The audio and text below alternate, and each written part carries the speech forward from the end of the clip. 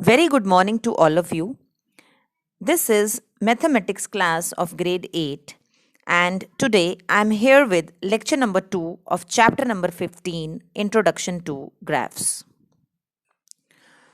Topics which I am going to cover in this lecture number 2 are: firstly, we shall recapitulate the concepts of previous lecture, that is, we shall recall about bar graph, histogram, pie graph, and few more points regarding Cartesian plane we will discuss, though I have already discussed this concept in the previous lecture. So regarding this Cartesian plane, I will be discussing more points.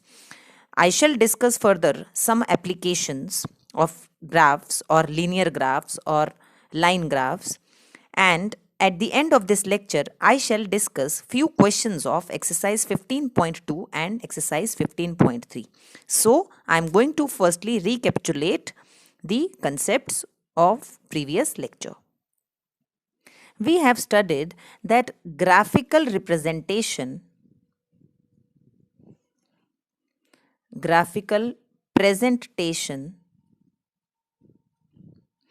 of data is easier to understand.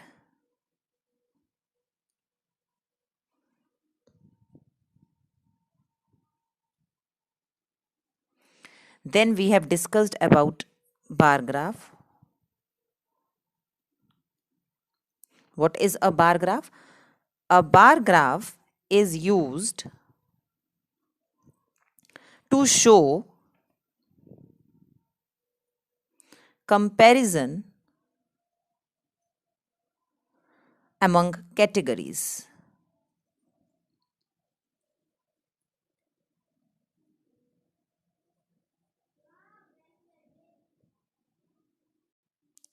Further, about a pie graph.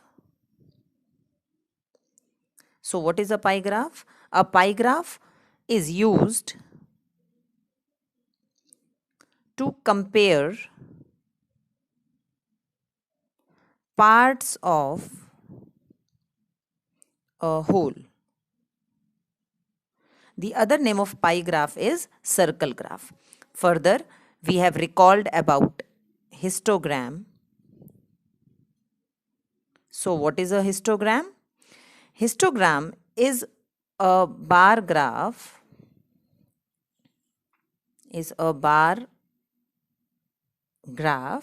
that shows data in intervals.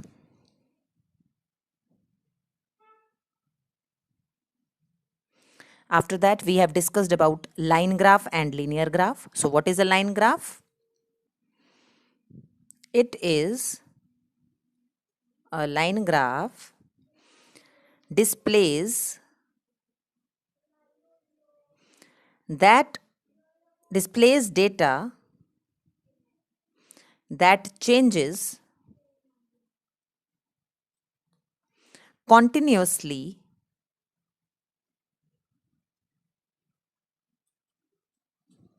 over periods of time. We have done one example of this line graph also. So line graph displays data that changes continuously over period of time. Further, we have learnt the definition of linear graph. So what is a linear graph? It is only a line graph. It is a type of line graph. A line graph which is a whole unbroken line. A whole unbroken line is called a linear graph. Is called a linear graph. So I hope, dear children, all these definitions are clear to you. Now I am going to discuss about coordinate system. Firstly, we shall recall the points discussed earlier, and few more points regarding this coordinate system I shall add in this concept. So, what is a coordinate system? Let us talk about now. Basically,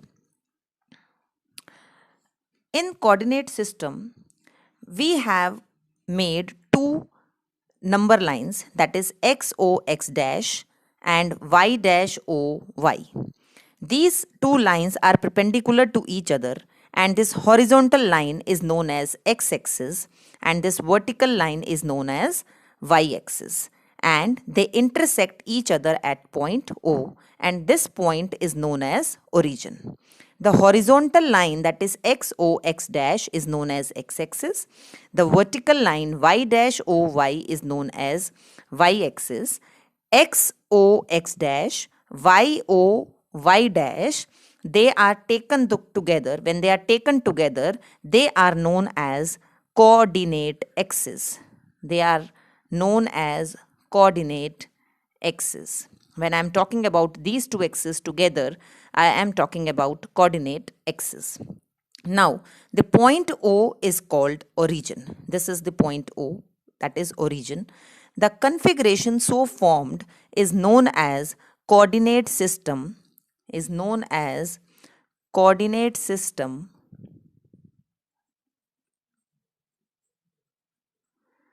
or Cartesian plane or coordinate plane. This we have already discussed in the previous lecture. Now, how to find the coordinates of a point? Let us suppose I am taking a point P here. P be any point in the coordinate plane. From P, draw PM. I am making one perpendicular on x-axis. This point is M. PM is perpendicular to XO x dash. Then OM, this distance from origin till M, this is OM. This is known as x coordinate or abscissa. X coordinate or abscissa of P, and it is usually denoted by X. MP, this distance, is called y coordinate or ordinate of P, and it is usually denoted by Y. XY taken together are called coordinates of this point P, and it is always written as x comma y or P x comma y. So, corresponding to every point in the coordinate plane, this is the coordinate plane. So, corresponding to every point in the coordinate plane, we get a unique ordered pair, that is xy of real numbers. So, corresponding to every point in the coordinate plane, we get a unique ordered pair xy of real numbers. Now, further we have talked about the quadrants. The two axes divide the plane into four parts. You can see four parts are there. X, O, Y. This is first quadrant. This is second quadrant. This is third quadrant. And this is fourth quadrant. In this quadrant, first quadrant, X and Y both are positive. In second quadrant, X is negative, Y is positive. In third quadrant, X is negative, Y is also negative. So both X and Y are negative. In fourth quadrant, X is positive and Y is negative. Further, X coordinate of a point is positive if it is measured to the right of origin and negative if it is measured to the left of origin. The y coordinate or ordinate of a point is positive if it is measured above the origin and negative if it is measured below the origin. You can see clearly on the axis, both the axes.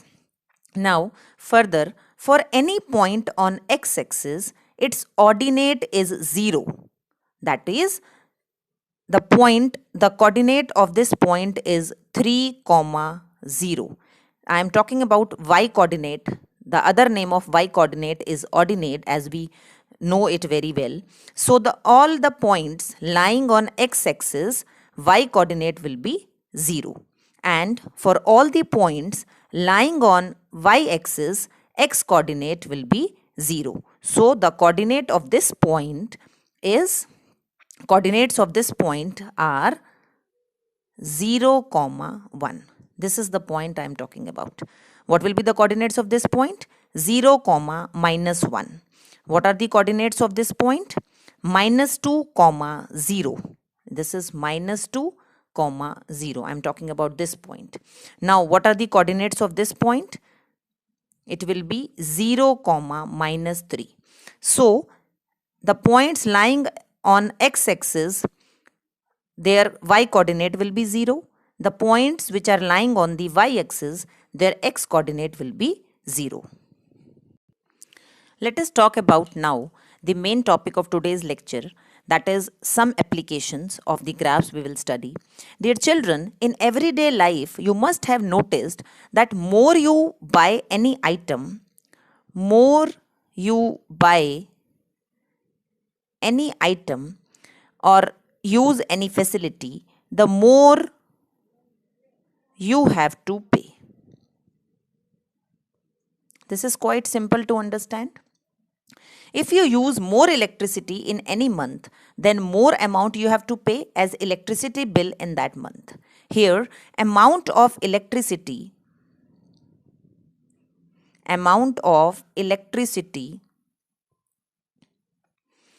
bill depends on the quantity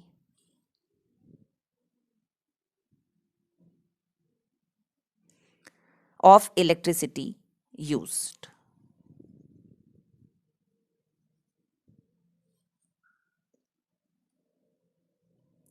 We can take more example. If radius of any circle is more, then its area will be more, because we know that area of a circle is equal to pi r square.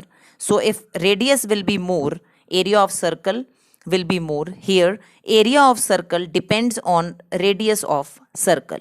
So we say that quantity of electricity, in the case of in this example, quantity of electricity used and radius in the area example are independent variables, and amount of electricity and area of circle are dependent variables. So, I hope you have understood the difference between dependent and independent variables. We know that area of circle is given by pi r square. So in this example, radius is the independent quantity or independent variable, and area, which is dependent on the radius, is the dependent variable. Now let us understand this concept with the help of an example. Basically, the relation between independent and dependent variables can be shown by a graph. So this is the table given to us, and we are supposed to make the graph for this given data. Number of oranges in dozen are given to us, and cost per dozen in rupees is given to us. So now let us see how to make the graph for this given table. Now,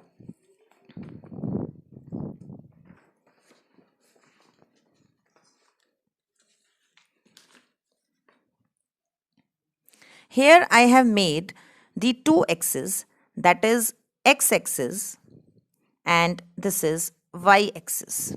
This is O, that is origin. Now along x-axis I am taking number of oranges in dozen.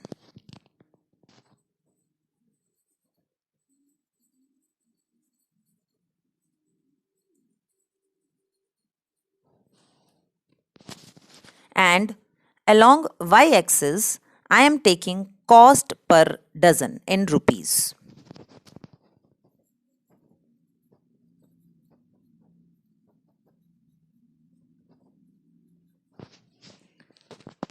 So, I am taking the values here like 1, 2, as number of oranges are given to us as 1, 2, 4, 5. So, I am taking 1, 2, 3, 4. So scale on x-axis is equal to 1 unit is equal to 1 dozen. Now I am talking about the scale along y-axis. So I am taking here as 20. This I am taking 40, 60, 80. Then we have 100, 120, 140, 160, 180 and 200. As 200 was the last value, so I have written till 200. Now let us start plotting now. For 1 dozen oranges, cost is rupees 40. So this is my required point.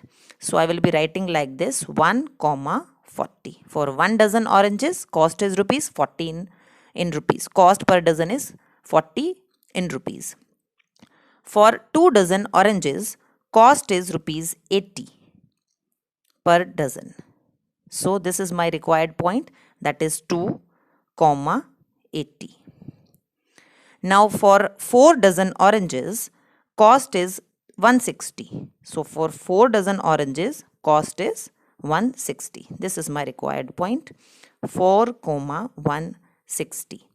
For 5 dozen oranges, this is 5 I am taking.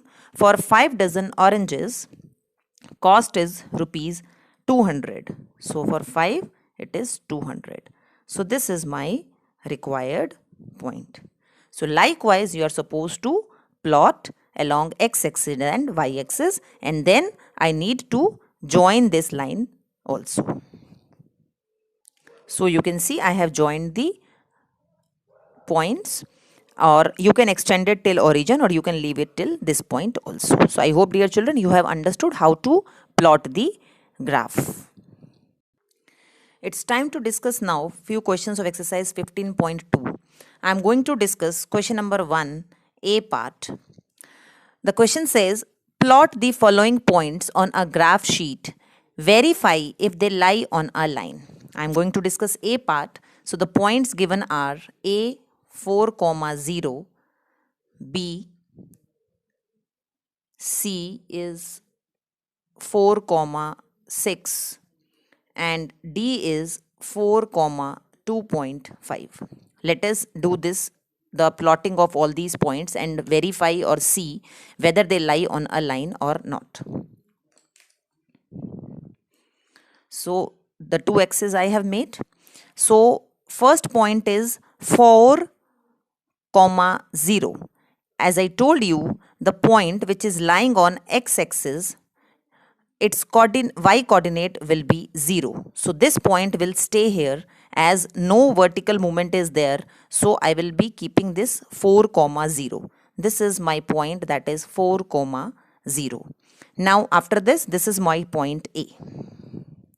After this, B point is 4, 2. 4 and 2. This is what we have moved.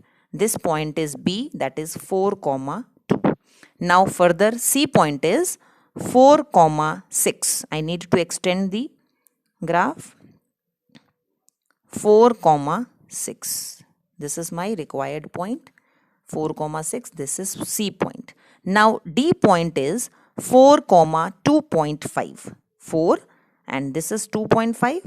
So this point is D, that is 4, 2.5. Now you can see that all these points lie on a line. So I am joining all these points.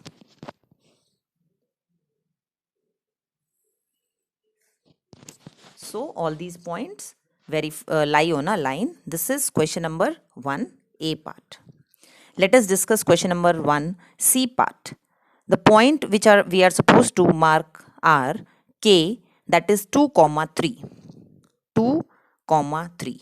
This point is K, that is 2, 3.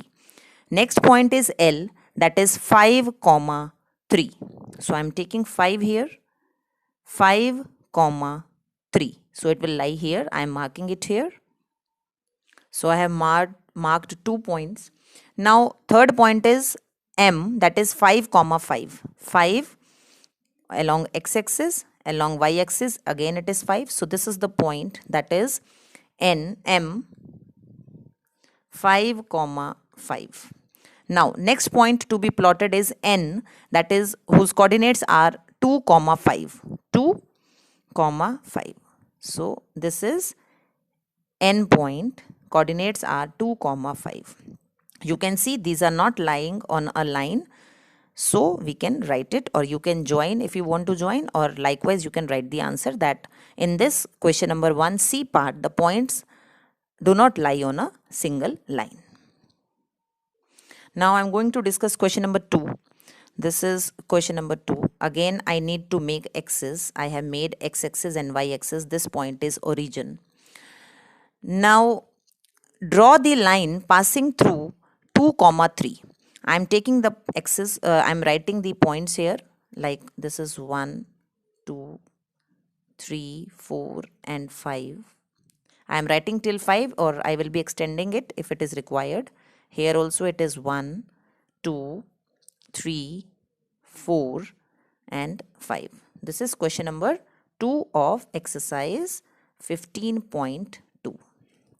Now, I need to mark point 2, 3. This is 2 and this is 3. So, this is 2, 3. Next point I need to mark is 3, 2. This is 3 and this point is 2. So, 3, 2. You can see these two are lying on a line. Find the coordinates of the point at which this line meets the x and y axis. So I need to extend this line, and let us find out at which point this line will meet along x axis and along y axis. So I am joining or extending these lines, this line.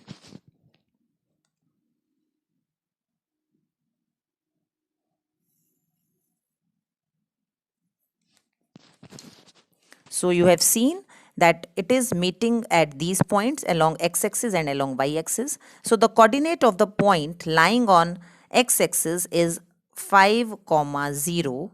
As we know that the point lying on the x-axis, their y-coordinate is 0. And the points lying on y-axis, their x-coordinate is 0. So the coordinates of this point lying along y-axis are 0, 5.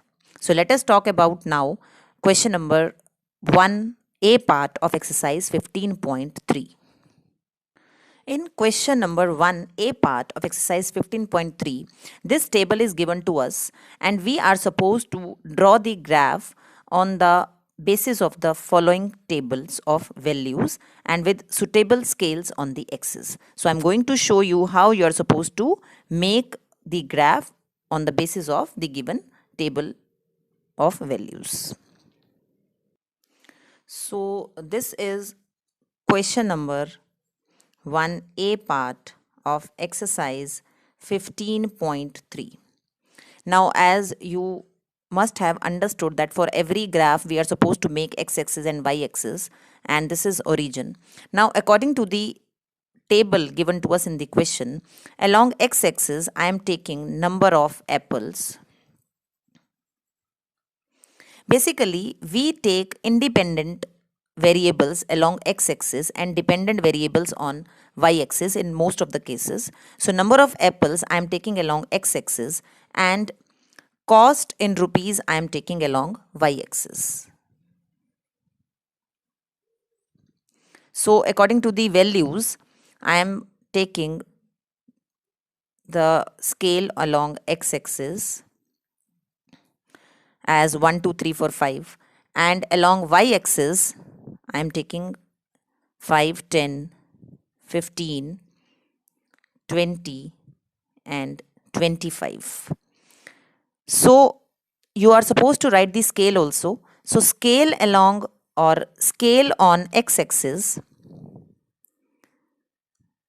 scale on x-axis is given by 1 unit is equal to 1 box.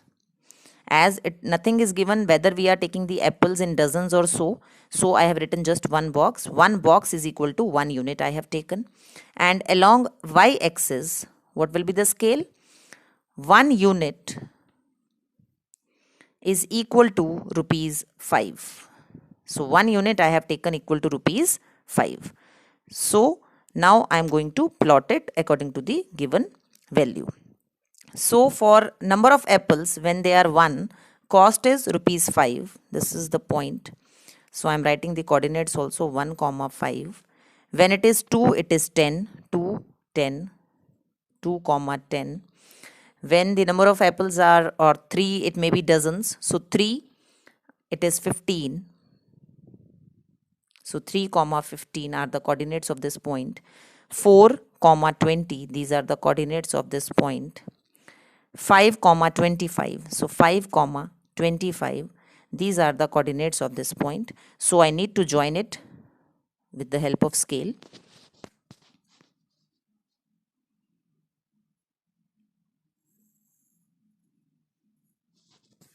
So this is the required graph according to the given tables of values. So I hope, dear children, you have understood how to plot the graph and how to write the scale also. This is the homework from NCERT book which you are supposed to do.